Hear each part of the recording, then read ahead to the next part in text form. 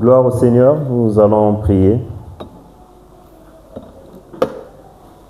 Éternel Père Céleste, merci encore pour ces instants où nous avons célébré ton nom et surtout pour ces témoignages qui nous rappellent encore ton intégrité que tu recherches, Père éternel, auprès de tes enfants.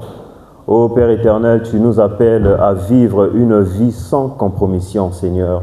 Merci de ce que tu as interpellé, de ce que tu as ramené, Seigneur, ton serviteur Auriac, Père, et nous te sommes reconnaissants pour cela, Père. Merci aussi, Seigneur, pour avoir gardé, Seigneur, nos frères, nos sœurs, Seigneur, Père, de ce que tu as pourvu, Seigneur, à leurs besoins, de ce que tu as encouragé, Père éternel, d'autres, Père. Oh, Seigneur, merci que ton nom soit béni, Père. Encore, Seigneur, en ce matin, nous voulons encore, Seigneur, venir à toi. Nous voulons encore, Seigneur, oh Dieu, nous recommander entre tes saintes mains, afin que toi seul puisses encore, Seigneur, bâtir ce que tu as prévu en tout un chacun de nous. Seigneur, sans toi, nous ne pouvons rien, Seigneur, et nous avons besoin de ta force, nous avons besoin de ton soutien pour vivre, Seigneur, dans ce monde, Seigneur, qui, Seigneur, a mis en place un système qui nous pousse, Père éternel, à te désobéir, qui nous pousse, Père éternel, au Papa, oh Seigneur, à nous éloigner de toi. Ainsi, si tu ne nous soutiens pas, Seigneur, nous ne pouvons pas arriver au bout, Seigneur. Et Père éternel, ma prière en ce matin, aide mon frère, aide ma soeur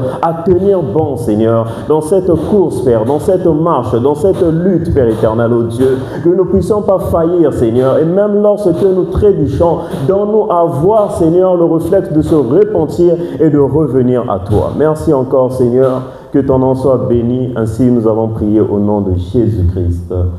Amen. Gloire au Seigneur. En tout cas, je suis heureux de me tenir encore devant vous en ce matin. Le Seigneur a déposé un petit message dans mon cœur pour nous encourager dans l'ensemble. Et déjà, j'aimerais nous encourager à continuer par rapport à cette décision que nous avons prise, celui de suivre le Seigneur. Et je sais que suivre le Seigneur nécessite beaucoup de sacrifices. Suivre le Seigneur nécessite beaucoup d'engagement, nécessite beaucoup de détermination. Et si nous sommes présents en ce matin, c'est que nous avons fait preuve de sacrifice. C'est que nous avons fait preuve d'engagement, c'est que nous avons fait preuve également de détermination. Et j'aimerais nous dire que dans la parole de Dieu, il nous est dit que Dieu n'est le débiteur de personne. Ça veut dire que les sacrifices que nous sommes en train de faire, le Seigneur s'en souviendra, non seulement dans cette vie, mais bien plus encore dans l'éternité, dans le royaume des cieux. Donc ce n'est pas vain ce que nous sommes en train de faire comme sacrifice. Et en ce matin, la pensée que le Seigneur m'a donnée, c'est en conformité même avec le témoignage du frère Auriac, c'est de vivre sans compromis. Et c'est sur cela que j'aimerais nous partager. Alors, premièrement, quand je parle de vivre sans compromis, plusieurs peuvent se poser des questions, mais c'est quoi la compromis? La compromission, le verbe compromettre. Eh bien, j'ai vu dans le dictionnaire que compromis signifie action qui implique des concessions réciproques. Donc ça veut dire que lorsque nous parlons de la compromission, c'est le fait que tu fais des concessions. Alors c'est quoi une concession? Une concession, c'est abandonner un avantage. C'est-à-dire, tu as un droit, mais tu l'abandonnes. Tu fais une concession. Par exemple, pour nous qui sommes mariés, le mariage est une vie de compromis. Pourquoi? Parce que tu es obligé de faire des compromissions envers ton épouse. Il y a des choses que tu aimes, il y a des choses qui sont tes droits, mais par amour pour ton épouse ou pour ton époux, eh bien, tu abandonnes cet avantage. Et dans la société également, c'est la même chose. Nous vivons dans une société où, dans le domaine civil, nous sommes obligés de faire des compromis, et c'est normal. Parce que dans cette société, nous sommes appelés à vivre en société, et en vivant en société, il y a des lois qui régissent la vie en société. Donc, normalement et naturellement, eh ben, nous reléguons nos droits à l'État. Et l'État se charge de notre sécurité. Nous ne vivons pas comme bon nous sommes, nous respectons les démarches administratives. Donc ça veut dire que nous avons légué à l'État une partie de notre liberté. Nous avons fait un compromis. nous avons eu à abandonner un avantage, un droit. C'est notre droit d'être libre. Mais vu qu'on vit en société, je suis obligé de m'aligner également aux règles de conduite dans cette société. Donc dire une vie sans compromis, ce n'est pas dire que nous n'avons pas à respecter la société et tout. La société a ses lois. Et même dans Romains 13, il nous est recommandé d'obéir aux autorités. Toutefois, si cela est conforme à la parole de Dieu. Et la vie sans compromis sur laquelle j'aimerais que nous puissions parler, c'est la vie sans compromis par rapport au Seigneur, par rapport à la marche chrétienne, par rapport à ce que nous avons reçu de la part du Seigneur. Vivre sans compromis. Pourquoi? Parce que le Seigneur nous a donné également un héritage. Il nous a légué une loi. Il nous a légué des principes. Et le Seigneur est intransigeant. Le Seigneur ne veut pas de compromis. Là où la vie dans la société nous oblige à faire des compromis, mais quand on en vient aux affaires du Seigneur, quand on en vient à ce qui concerne la marche chrétienne, nous n'avons pas à compromettre cela. Nous ne pouvons pas compromettre les 10 commandements. Nous ne pouvons pas compromettre les prescriptions, les commandements du Seigneur. Eh bien, la parole de Dieu nous demande là d'être sans compromis. Est-ce que c'est clair comme introduction? Alors, on va commencer en voyant notre Seigneur Jésus-Christ. Nous sommes dans Luc 4.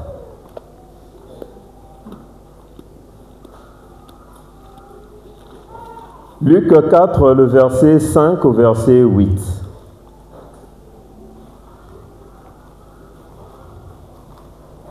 Luc 4, le verset 5 au verset 8, je vais lire.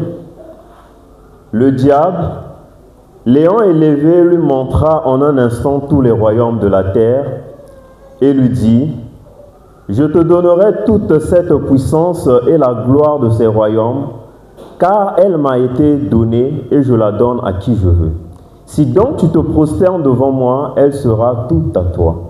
Jésus lui répondit, il est écrit, tu adoreras le Seigneur ton Dieu et tu le serviras lui seul. Donc ici, nous voyons un personnage, le diable, qui se présente devant le Seigneur et qui va demander au Seigneur de se compromettre. Il va demander au Seigneur qu'il puisse abandonner son droit, qu'il puisse abandonner son avantage. Il va faire une proposition au Seigneur. Quelle est la proposition du diable? La proposition du diable, c'est qu'il va donner au Seigneur les royaumes, il va donner au Seigneur les nations, il va donner au Seigneur les gloires de cette terre, mais le Seigneur au retour doit se prosterner devant lui.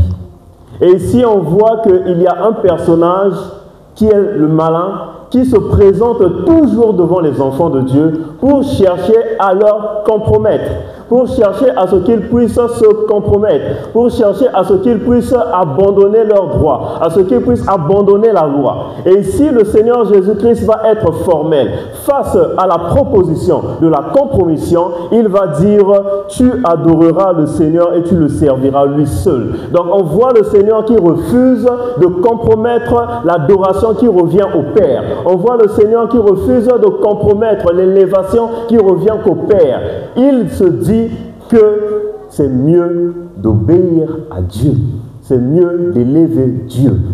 Et à la place du Seigneur, malheureusement, en ce monde, nous voyons plusieurs qui acceptent la proposition du malin. Nous voyons plusieurs face à l'offre du diable, qui à la base est un menteur. Parce qu'en promettant cela au Seigneur, peut-être qu'il n'allait pas aussi donner cela si le Seigneur avait accepté, parce que nous connaissons sa nature. C'est le père du mensonge. Mais il y a plusieurs, bien qu'ils connaissent la nature du diable, ils connaissent la nature du malin, mais malheureusement, ils acceptent cela parce qu'il y a la souffrance, parce que ça ne va pas, parce qu'il y a des problèmes dans ma vie. Bon, il y a la proposition d'entrer dans la franc-maçonnerie, il y a la proposition de sécuriser mon travail, et bien je l'accepte à condition que j'aille juste à une réunion une fois la semaine auprès des francs-maçons, des rosicruciens, des sectes et tout consort. Alors que là, dans la parole de Dieu, on voit le modèle par excellence. On voit le Seigneur qui refuse la compromission, peu importe ce que cela peut lui coûter. Avons-nous cette mentalité, cette disposition de savoir que nous avons reçu un héritage et c'est un héritage qui ne doit pas être compromis. C'est un héritage qui pour rien au monde on doit le léguer.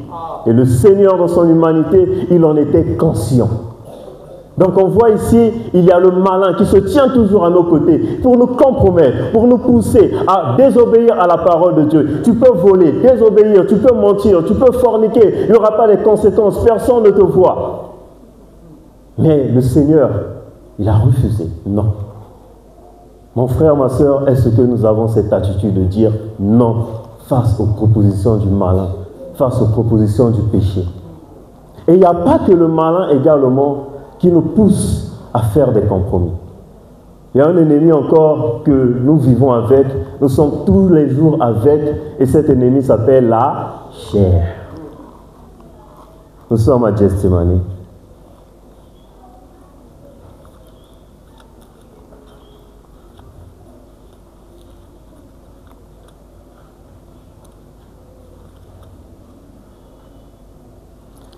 Luc 22. Luc 22, le verset 39 au verset 46. Et on va aussi prendre Hébreux 5, le verset 7 au verset 8. Donc Luc 22, le verset 39 au verset 46. Après cette sortie, il alla, selon sa coutume, à la montagne des Oliviers. Ses disciples le suivirent. Lorsqu'il fut arrivé dans ce lieu, il leur dit: priez afin que vous ne tombiez pas en tentation. Puis il s'éloigna d'eux à la distance d'environ un jet de pierre et s'étant mis à genoux, il pria, disant: Père, si tu voulais éloigner de moi cette coupe, toutefois, que ma volonté ne se fasse pas, mais la tienne. Alors un ange lui apparut du ciel pour le fortifier. Étant en agonie, il priait plus instamment et sa sueur devint comme des grumeaux de sang qui tombaient à terre. Après avoir prié, il se leva et vint vers les disciples, qu'il trouva endormis de tristesse. Et il leur dit: pourquoi dormez-vous? Levez-vous et priez afin que vous ne tombiez pas en tentation. Prenons notre passage, nous sommes dans Hébreux 5, le verset 7 au verset 8. Hébreux 5, le verset 7 au verset 8.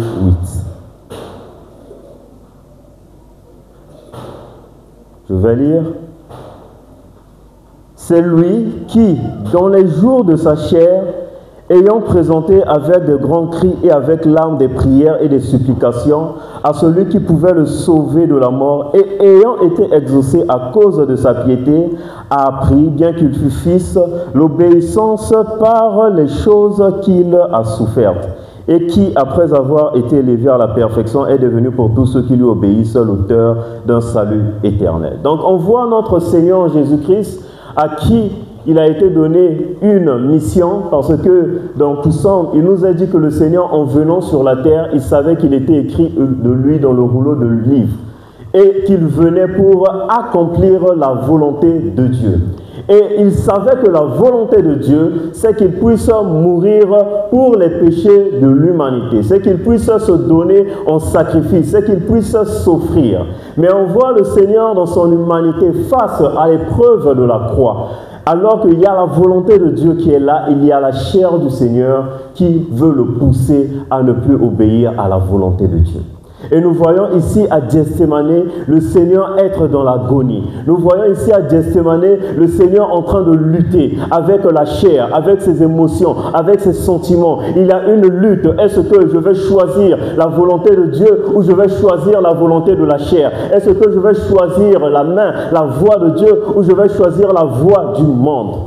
Et dans Hébreux, il nous est dit qu'il a prié instamment, avec grand cri, avec agonie, devant celui qui pouvait le sauver. Donc on voit notre Seigneur qui, dans son humanité, nous donne un exemple à suivre face aux tentations de la chair. Parce que l'ennemi, oui, il est l'extérieur, mais la chair est notre ennemi intérieur. Et la chair veut toujours nous pousser à ne pas accomplir la mission de Dieu, à ne pas accomplir la volonté de Dieu. La chair veut nous faire voir que tiens, il y a les avantages, comme on nous a partagé ici, il y a les avantages et tout, tu seras bien, tu seras riche. Mais ici, le Seigneur, il dit non. Et comment il a dit non? Par la prière. Comment il a résisté? Parce qu'il a regardé à Dieu. Et Jésus-Christ va dire que si ta main est une occasion de chute, il faut la... Et la main, c'est notre personnalité, ça fait partie de nous. Est-ce qu'on peut se l'imaginer ce que ça fait de scier sa main? C'est l'épreuve qu'on ressent lorsque on combat notre chair, parce qu'on se combat nous-mêmes. Et ce n'est pas facile. Et pour le Seigneur également, ça n'a pas été facile à Gethsémane. S'il a prié, s'il a eu de l'agonie, c'est parce que c'était aussi possible pour le Seigneur de ne plus aller à la croix. Mais il s'est dit, par amour pour le frère Auriac, par amour pour la sœur Mévine, je vais quand même à la croix. Même si c'est difficile, même si c'est dur, j'accepte la volonté de Dieu. Je préfère boire la coupe du Seigneur. Frères et sœurs, est-ce que nous sommes de ceux-là qui préfèrent la coupe du Seigneur, qui préfèrent aller dans l'épreuve, qui préfèrent se tenir au pied du Seigneur, même lorsque ça ne va pas? Et on voit ici le Seigneur, il ne s'est pas compromis face à la chair. Il ne s'est pas compromis face à ses émotions. Ces émotions qui te combattent. Tu ressens des envies. Au lieu de résister, de lutter, tu te dis non, je laisse tomber. Et tu appelles ta chérie, entre guillemets, tu tombes dans le péché. Pourquoi? Parce que tu n'as pas lutté. Pourquoi? Parce que tu ne t'es pas tenu ferme. Tu ne t'es pas opposé. Nous devons être de cette génération qui s'oppose fermement au péché. Nous devons être de cette génération qui lutte, qui combat. Des guerriers et des guerrières face au diable, face à notre chair, mais aussi face au monde. Et là, nous allons voir Moïse, toujours dans Hébreux. Hébreux 11, le verset 25 au verset 26. On peut même prendre à partir du verset 24. Donc, Hébreux 11, du verset 24 au verset 26. Je vais lire. C'est par la foi que Moïse, devenu grand, refusa d'être appelé fils de la fille de Pharaon, aimant mieux être maltraité avec le peuple de Dieu que d'avoir pour un temps la jouissance du péché. Regardant l'opprobre du Christ comme une richesse plus grande que les trésors de l'Égypte, car il avait les yeux fixés sur la rémunération. On peut encore prendre un autre passage dans Actes 7, je crois à partir du verset 20.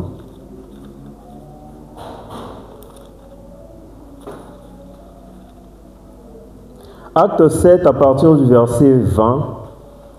À cette époque naquit Moïse qui était beau aux yeux de Dieu. Il fut nourri 3 mois dans la maison de son père, et quand il lui eut été exposé, la fille de Pharaon le recueillit et l'éleva comme son fils.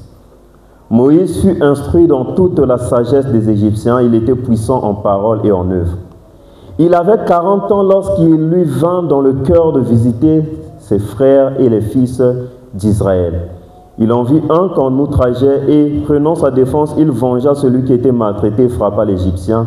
Il pensait que ses frères comprenaient que Dieu leur accordait la délivrance par sa main, mais ils ne comprirent pas. Et nous connaissons tous l'histoire de Moïse. Ici, il nous a dit que Moïse a grandi dans la sagesse des Égyptiens. Mais lorsque Moïse va recevoir l'appel du Seigneur dans son cœur, dans Hébreux ici, il nous a dit que Moïse va refuser d'être appelé la fille de Pharaon. Moïse va vouloir être maltraité même avec le peuple de Dieu que d'avoir pour un temps la jouissance du péché, regardant l'opprobre de Christ comme une richesse plus grande que les trésors de l'Égypte.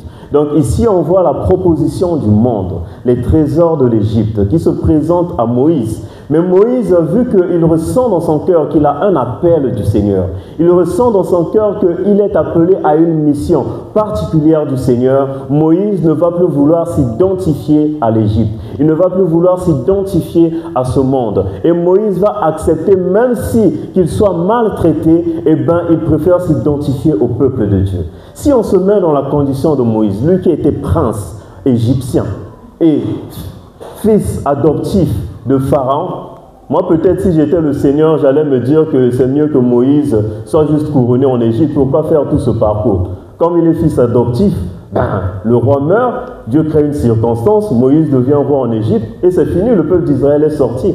Mais telle n'était pas la voie du Seigneur. Et le Seigneur choisit une voie des plus compliquées. Il prend un prince égyptien qui refuse de s'identifier à l'Égypte et qui va vouloir s'identifier au peuple de Dieu. Et de prince qu'il est, il va devenir berger.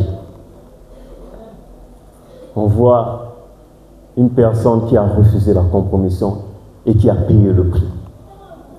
On voit une personne qui a payé le prix de son engagement avec le Seigneur. On voit une personne qui a payé le prix de son attachement avec le Seigneur. L'évangile que nous croyons, c'est un évangile où nous devons aussi payer le prix.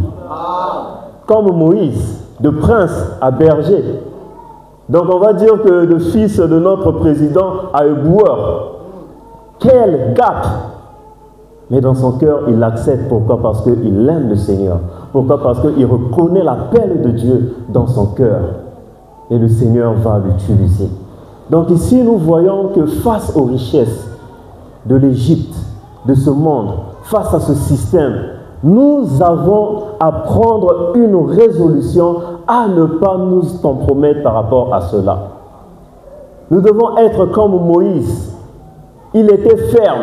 Et la Bible dit qu'il regardait à la rémunération. Donc peu importe qu'il ait perdu ses privilèges, peu importe qu'il ait perdu ses droits, peu importe qu'il a été traqué par l'armée, mais il s'est dit mieux vaut que je ne puisse pas perdre mon héritage.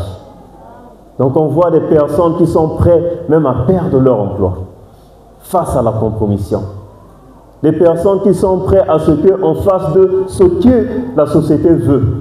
Mais ils ne vont pas vouloir se compromettre. Ils ne vont pas vouloir perdre leur héritage, le salut que le Seigneur nous a donné. Et lorsque nous voyons Moïse de par là, on peut comprendre que c'est le système actuel de ce monde. C'est que le monde nous présente très souvent des richesses, des avantages. Et des fois, c'est très subtil, comme ce qu'on a écouté. Et que si on n'est pas véritablement regardant, eh bien nous allons nous compromettre. Nous allons accepter les richesses de l'Égypte. Et nous allons vendre tout simplement ce que le Seigneur nous a donné. Mais David, on voit aussi un homme qui était résolu à aller jusqu'au bout. On voit un homme qui va s'éloigner aussi des personnes qui pouvaient lui entraîner à désobéir à la voix du Seigneur. Nous sommes dans Psaume 119.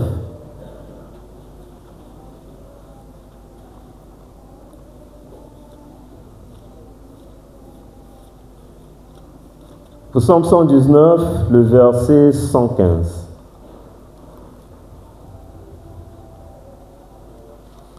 Psaume 119, le verset 115, il nous est dit « Éloignez-vous de moi, méchants, afin que j'observe les commandements de mon Dieu. » Donc ici, on voit David qui va prendre la résolution de s'éloigner des méchants. Pourquoi? Parce que les méchants peuvent nous pousser à ne pas observer la parole de Dieu. Et cela nous parle de l'influence. Des fois, c'est notre influence, des fois, c'est notre entourage qui nous pousse à vouloir désobéir à la parole de Dieu. Mais ici, David va dire « Éloignez-vous de moi ». Donc, il résout dans son cœur de ne pas s'associer à ces personnes qui sont des pierres d'achoppement pour lui. Parce que dans la vie quotidienne, il y a des gens qui sont des occasions de chute. Il y a des gens qui sont là que pour présenter l'offre du péché. Il y a des gens qui sont là comme des pions de Satan. Et nous n'avons pas à être dans l'amitié avec ces gens. Parce que la Bible déclare que l'amitié est réservée à ceux qui craignent l'Éternel.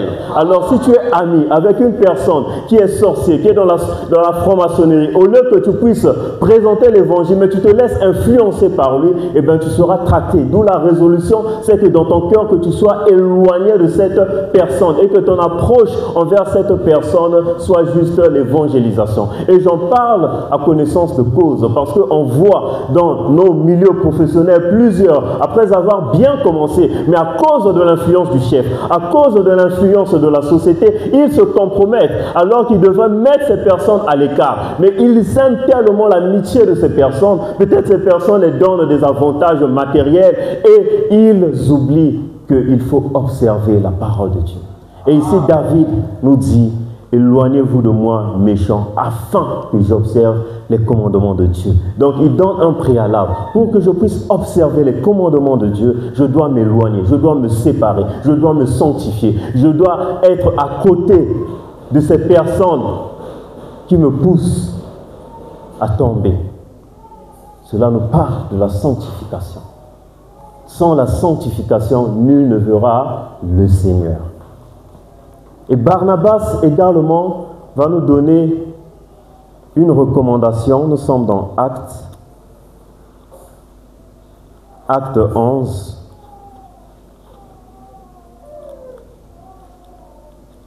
Acte 11, le verset 23.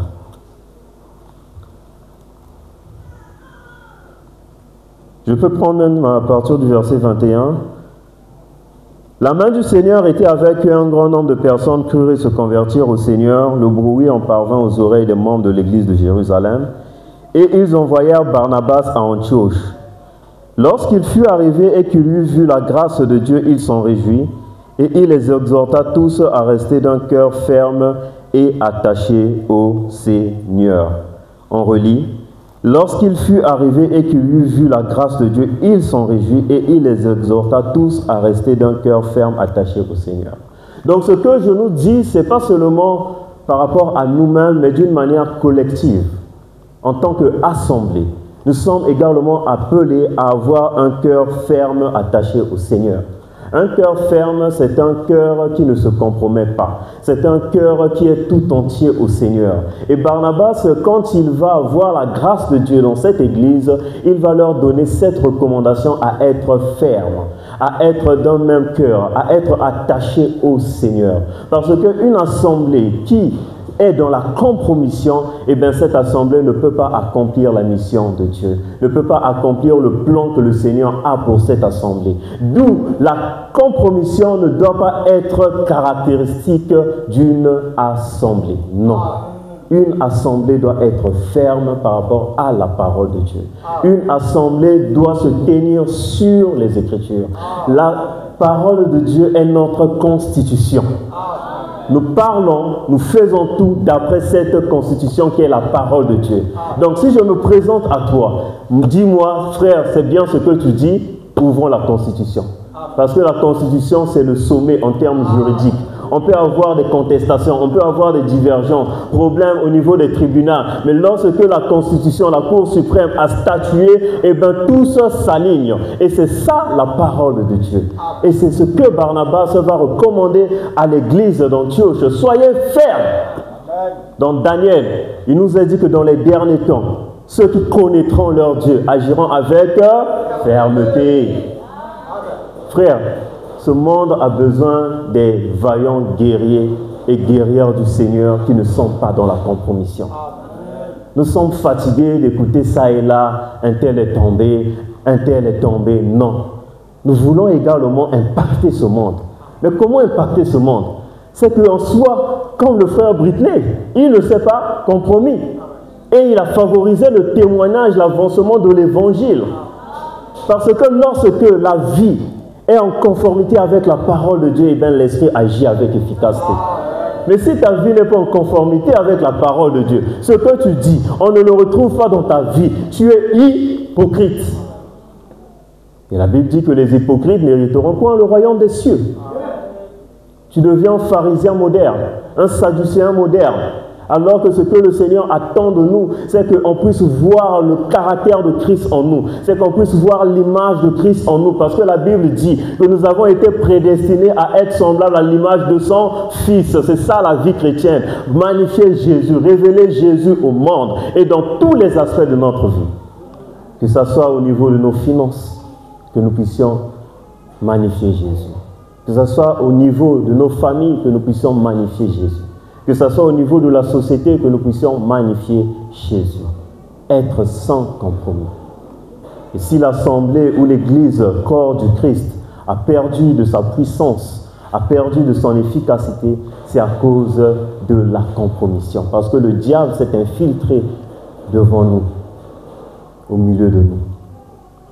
La parole est claire et formelle. Faisons selon la parole. Bon, mais on peut quand même faire ceci. On peut quand même alléger cette partie. Mais que dit la parole?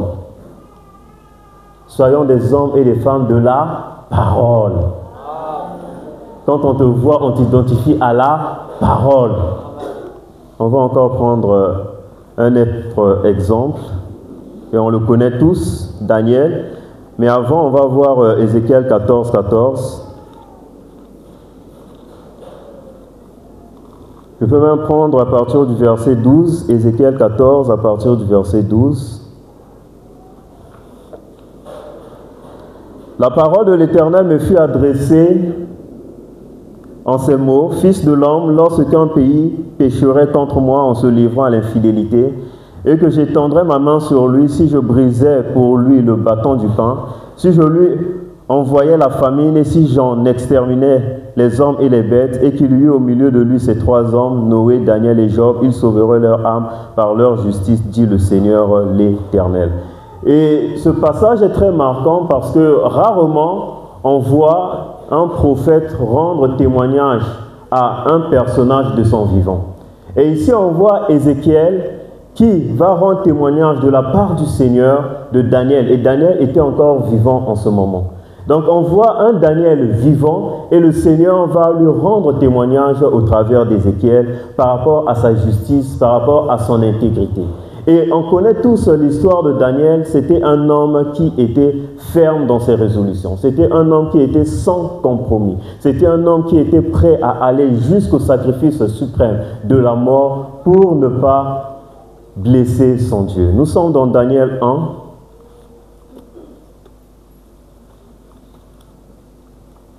Daniel 1, on va prendre, pour être dans le contexte, je préfère qu'on prenne les 9 premiers versets. La troisième année du règne de Joachim, roi de Juda, Nebuchadnezzar, roi de Babylone, marcha contre Jérusalem et l'assiégea. Le Seigneur livra entre ses mains Joachim, roi de Juda, et une partie des ustensiles de la main de Dieu. Nebuchadnezzar emporta les ustensiles au pays de Shinéar, dans la maison de son Dieu. Il les mit dans la maison du trésor de son Dieu. Le roi donna l'ordre à Ashpenaz, chef de ses eunuques, d'amener quelques-uns des enfants d'Israël de race royale ou de famille noble, de jeunes garçons sans défaut corporel, beaux de figure, doués de sagesse, d'intelligence et d'instruction, capables de servir dans le palais du roi, et à qui l'on enseignerait les lettres et la langue des Chaldéens. Le roi leur assigna chaque jour une portion de mets de sa table et du vin dont ils buvaient, voulant élever pendant 3 années au bout desquelles ils seraient au service du roi. Il y avait parmi eux, d'entre les enfants de Juda, Daniel, Anania, Michaël et Azaria. Le chef des eunuques leur donna des noms: à Daniel, celui de Beltchassar, à Anania, celui de Shadrach, à Michaël, celui de Meshach, et à Azaria, celui d'Abednego. Daniel résolut de ne pas se souiller par les mains du roi et par le vin dont le roi buvait, et il pria le chef des eunuques de ne pas l'obliger à se souiller. Dieu fit trouver à Daniel faveur et grâce devant le chef des eunuques. Donc ici, nous voyons Babylone qui va conquérir Juda et va mettre Juda sous son autorité. Et en mettant Juda sous son autorité, il va prendre les meilleurs enfants qui étaient bien éduqués, de familles nobles, pour les avoir avec lui. Et lorsque nous consultons l'histoire à l'époque du royaume de Babylone, eh bien, il y avait entre 50 à 75 postes de princes. Donc, il fallait 75 personnes environ pour occuper ces postes. Et ces personnes, pour devenir prince, ils passaient par une formation et on le prenait dès leur adolescence. Et on les prenait autour de 14 ans et ils avaient 3 ans de formation. Donc, vers 17, 18 ou 19 ans, là, ils entraient en fonction. Et c'est cela que le roi de Babylone va vouloir faire également pour les enfants d'Israël. Il va vouloir prendre quelques-uns pour les élever à un poste de responsabilité. Mais pour qu'ils soient élevés à ce poste de responsabilité, ils devraient passer par un cursus de formation, ou on peut dire un cursus scolaire. Et dans ce cursus scolaire, le but, c'était qu'ils puissent apprendre le langage babylonien, qu'ils puissent apprendre les lettres, la manière de vivre de Babylone. Et on va voir ici, c'est qu'ils étaient dans cette école pour subir un lavage de cerveau. Donc le but de cette formation, c'était qu'on puisse les ôter leurs racines, qu'on puisse les ôter leur origine, qu'ils ne puissent plus s'identifier de là où ils venaient, par exemple pour ceux de Juda, qu'ils ne puissent plus s'identifier à Yahweh, qu'ils ne puissent plus s'identifier à Jérusalem, qu'ils ne puissent plus s'identifier au peuple, afin qu'ils puissent maintenant s'identifier à Babylone. Et on va voir face à cette formation, au sortir de la formation, on est étonné que Daniel, Shadrach, Meshach et Abednego, ils sont sortis intègres. Et ça, c'est un miracle du Seigneur. Et l'un des points par lesquels le Seigneur les a honorés, c'est qu'ils n'ont pas voulu se souiller en prenant la viande et le vin que le roi mangeait. Et on doit se mettre dans le contexte. C'est qu'à l'époque, le vin et cette viande s'étaient sacrifiés aux idoles.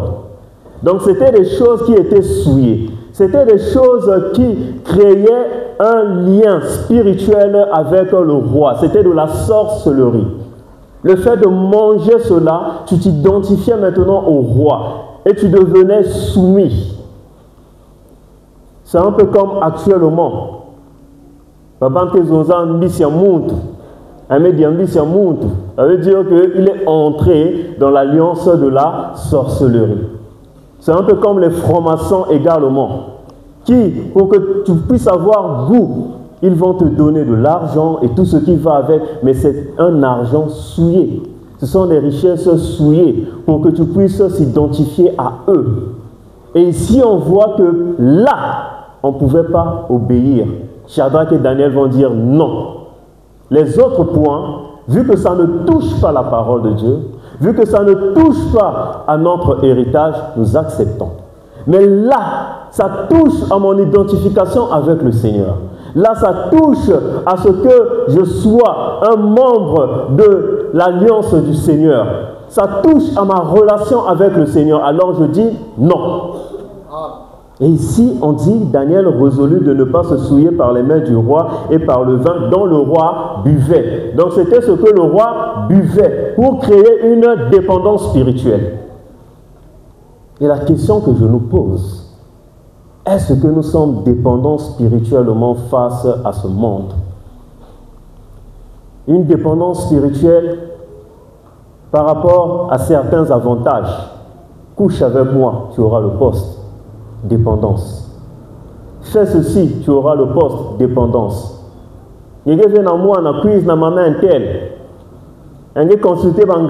Dépendance.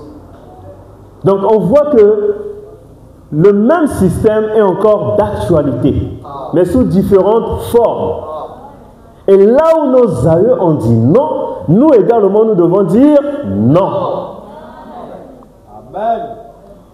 Et nous voyons que le Seigneur, face à la résolution de leur cœur, le Seigneur va les honorer. Alors, quelle est la résolution de ton cœur?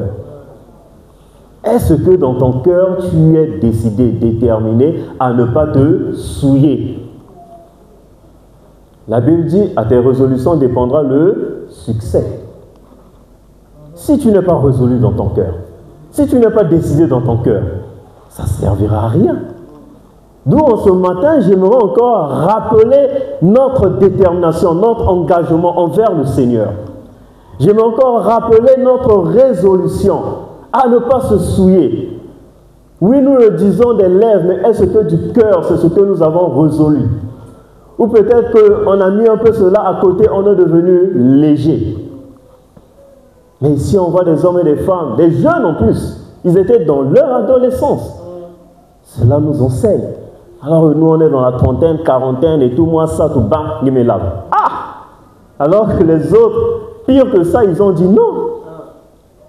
Pire que ça, ils ont préféré même la mort. Nous sommes dans Daniel 2 que nous connaissons tous. Daniel 2, je prends juste à partir du verset 12.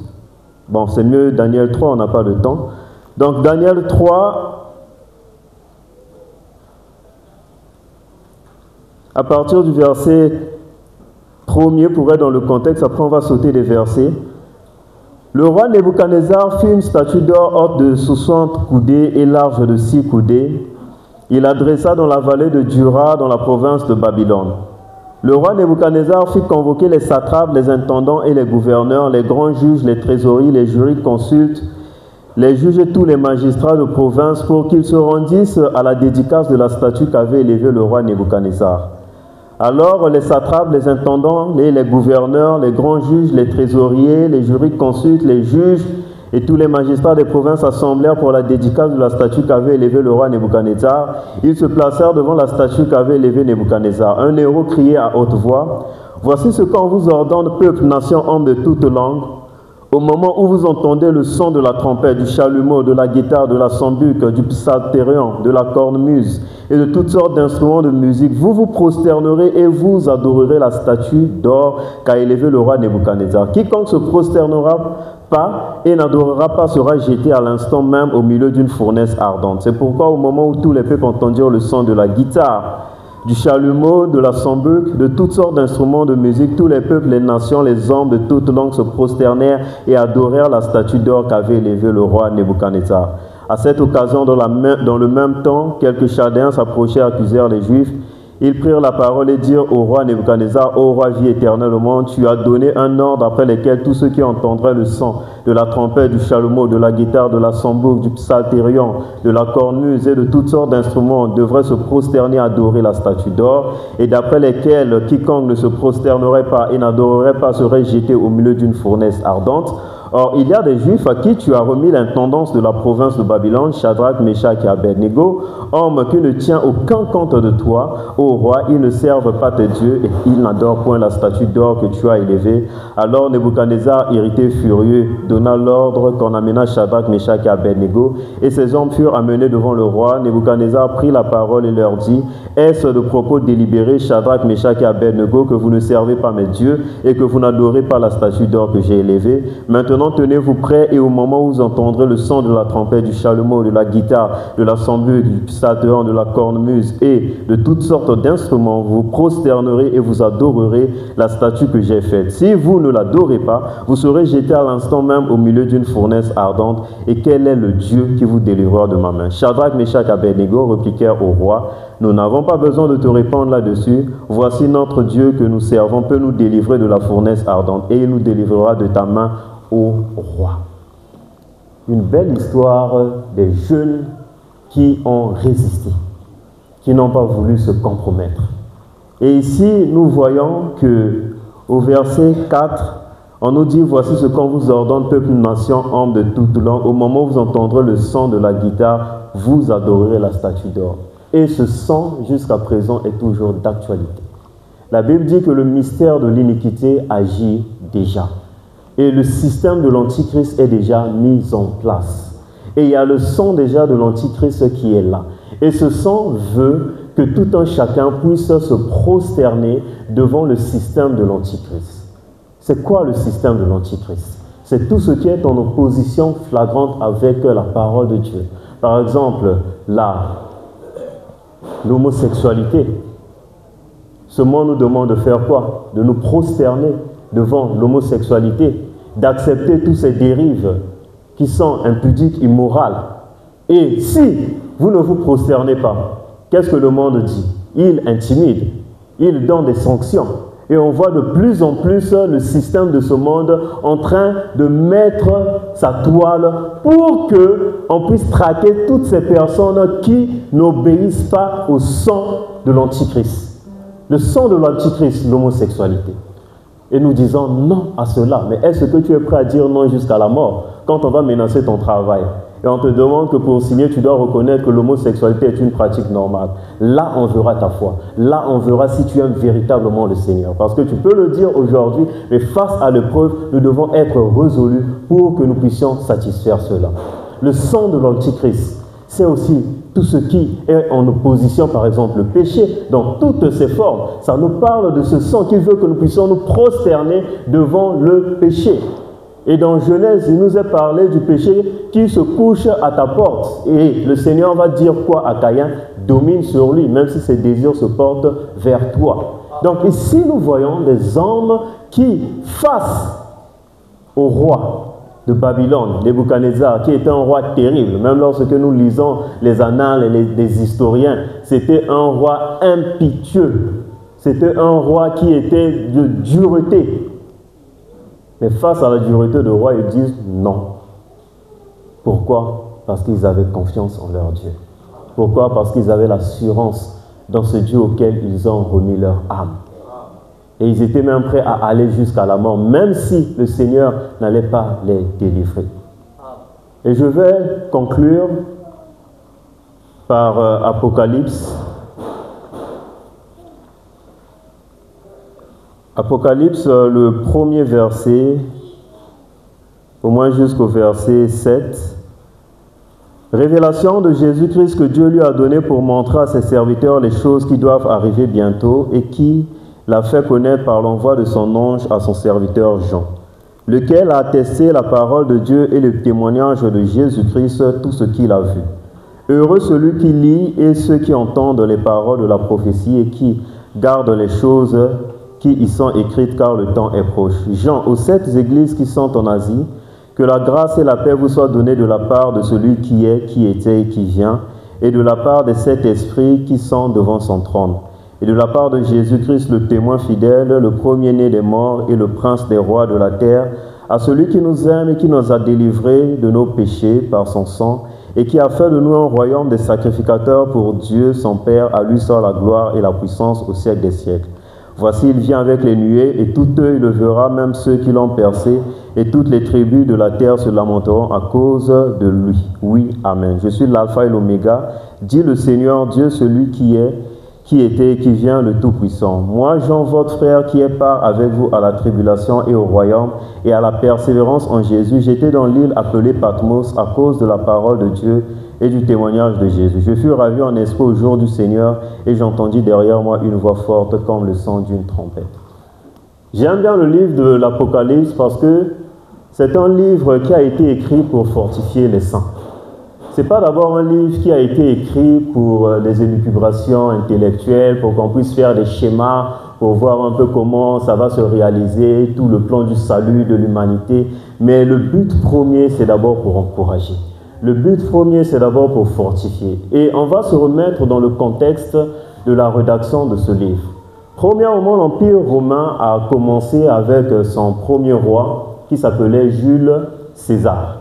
Et Jules César a fait tellement d'exploits militaires, c'était un conquérant, si bien même que les gens, quand ils parlaient de Jules César, ils l'élevaient. Ils disaient que Jules César, c'est un surhomme. Ils disaient que Jules César, il est quasiment un dieu, il est comme un dieu. Pourquoi? Parce qu'il était tellement exceptionnel, humainement parlant, qu'il avait impacté le monde en son temps. Et lorsque Jules César va mourir, son remplaçant, qui s'appelait Auguste, et qui va garder le titre de César, parce qu'ils vont se dire que César serait maintenant le titre générique des rois romains, des rois de l'Empire romain. Donc il va avoir Auguste César, et Auguste César va aller plus loin. Il va se dire, vu qu'on a élevé Jules César quasiment comme une divinité de par les propos des gens, eh bien, on va établir tout un système religieux de divination des empereurs. Et ce système va être établi. On va construire ça et là des temples dédiés à l'empereur. Et ça va être formalisé dans tout l'Empire romain. C'est que dans chaque colonie, il devait avoir un temple dédié à l'empereur. Donc, les empereurs où les rois vont commencer à être divinisés. Et lorsque plusieurs vont se succéder, l'évangile va arriver et le mot ou bien la phrase maître de l'évangile, en ce temps-là, c'était Jésus est Seigneur. Or qu'il s'avère que lorsque Jules César et surtout Auguste vont établir leur système religieux, ils vont commencer à prononcer cette phrase « César est Seigneur ». Et ils vont vouloir imposer cela. Donc du coup, lorsque le christianisme arrive dans ce contexte, où on trouve déjà un système établi, où on divinise César, et le mot clé pour la divinité de César, pour la divinité de l'empereur, c'est dire César est Seigneur, et le christianisme arrive, et le christianisme va dire Jésus est Seigneur, là on voit déjà qu'il devrait avoir un conflit. Et le conflit va être là. Pourquoi? Parce que les chrétiens, eux, ils disent Jésus est Seigneur. Et dire Jésus est Seigneur, c'est dire qu'il est Dieu. Et les Romains vont s'opposer à cela. Et ils vont commencer à persécuter les chrétiens. Mais c'était d'abord une persécution douce. Jusqu'à ce qu'on arrive à l'empereur Domitien. Et l'empereur Domitien, c'est lui, en voyant les chrétiens qui ne faisaient que se multiplier, il va se dire que dans l'année, il y aura un jour spécial, et dans ce jour spécial, toute personne qui habitait dans l'Empire romain devait dire devant la statue de César que César est Seigneur. Et ils appelaient ce jour le jour du Seigneur. Et plusieurs, malheureusement, des chrétiens vont se compromettre. Mais Jean ne va pas se compromettre. Voilà pourquoi dans l'Apocalypse, il nous est parlé que moi qui ai part à la tribulation avec vous. Donc Jean va écrire ce livre d'Apocalypse pour encourager les bien-aimés qui vivaient la persécution sous le temps de Domitien, vers l'an 90. Et c'était une persécution atroce. La persécution qui avait commencé d'une manière douce, elle devenait de plus en plus rigoureuse. Et il y a une histoire que j'ai lue, une chrétienne, on va l'attraper, on l'amène devant la statue de César. Et on va dire à cette chrétienne, elle avait un enfant, un bébé, on va dire à cette chrétienne, dis que César est Seigneur. La chrétienne dit non. Dis que César est Seigneur. Non. Elle refuse. Mais si c'était nous, on peut se dire, bon, je vais dire que César est Seigneur, après je vais me repentir. Oh, honte à nous. Mais on voit cette dernière, César est Seigneur, César est Seigneur. Non. Qu'est-ce qu'ils vont faire? Ils vont la prendre avec son bébé. On la met dans la cellule. On prend son bébé. Et le bébé était encore un tout nouveau-né. Et avait besoin d'être allaité. On met le bébé devant cette dernière. On l'a dit qu'elle va mourir de faim, cet enfant, si tu ne dis pas que César est Seigneur. Elle dit non. Elle refuse. Quand je vois cette histoire, je me dis, Seigneur, si c'était moi, ou si c'était les chrétiens de notre temps, c'est sûr qu'on allait donner des raisons, des passages bibliques, ça et là, tata, pour vouloir esquiver. Mais elle a refusé de se compromettre. César est Seigneur, non. Et l'enfant est resté là, déjà que l'enfant avait faim. L'enfant va pleurer, pleurer. Et nous avons les mamans devant nous. Est-ce que vous pouvez imaginer cette douleur de voir ton enfant tué dans une cellule? Moi, qui n'a dila. Elle a dila qui n'a agonie, elle a senti moi qui n'a kuenda. Mais sans que même que César est Seigneur. Et on voit que cette femme, elle a résolu dans son cœur, je ne vais pas me compromettre. Et cet enfant va mourir. Est-ce qu'on peut se mettre à la place de cette femme, de cette chrétienne? Il y a des fois le Seigneur nous délivre, gloire à Dieu. Mais il y a des fois aussi le Seigneur veut que nous soyons ces martyrs.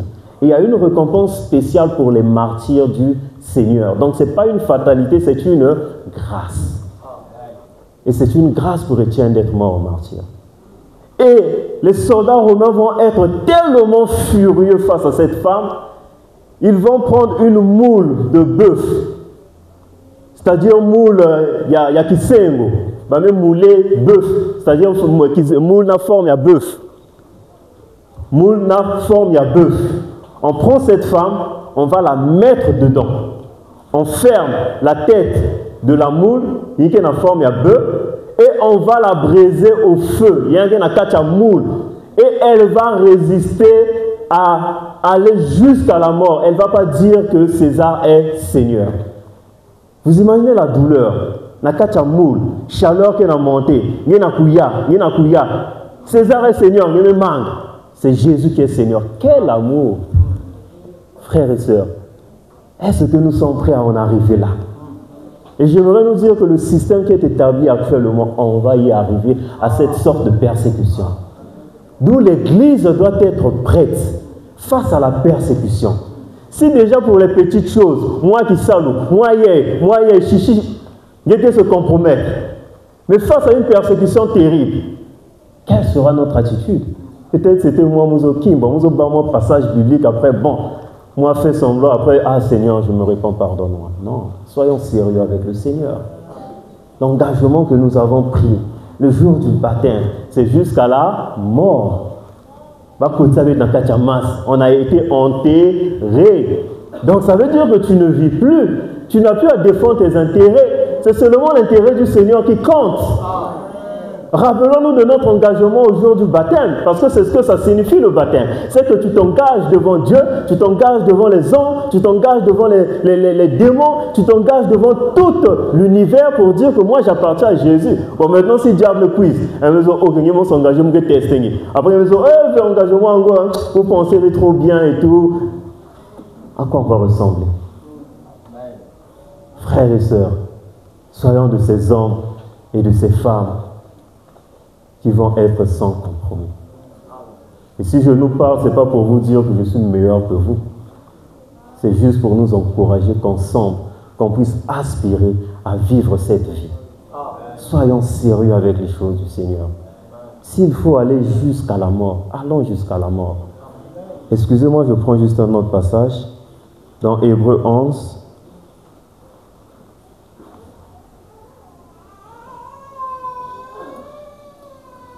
Hébreux 11, le verset 34. On va conclure par là, je pense. Hébreux 11, le verset 34. Et tenir la puissance du feu, échappèrent aux tranchants de l'épée, guérirent de leur maladie, furent vaillants à la guerre, mis en fuite des armes étrangères. Des femmes recouvrèrent leur mort par la résurrection, d'autres furent livrées au tourment, et n'acceptèrent point de délivrance afin d'obtenir une meilleure résurrection. D'autres subirent les moqueries et le fouet, les chaînes et la prison. Ils furent lapidés, sciés. Et j'ouvre une parenthèse, on nous dit que Ésaïe a été scié.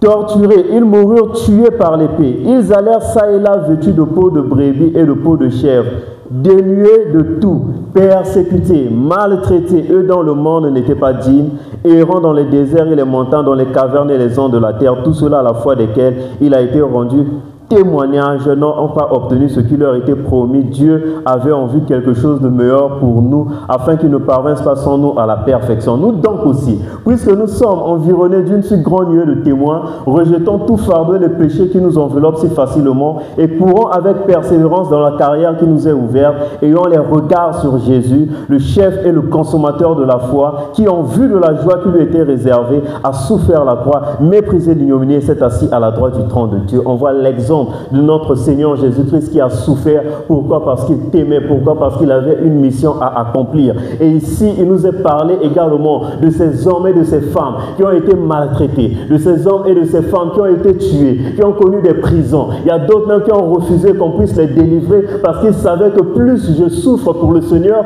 plus j'aurai une grande résurrection. Parce qu'à la résurrection, on n'aura pas tous la même gloire. La gloire va dépendre de ton état d'engagement. La gloire va dépendre de ton état de souffrance. Si tu as plus souffert pour le Seigneur, eh bien tu auras une plus grande gloire.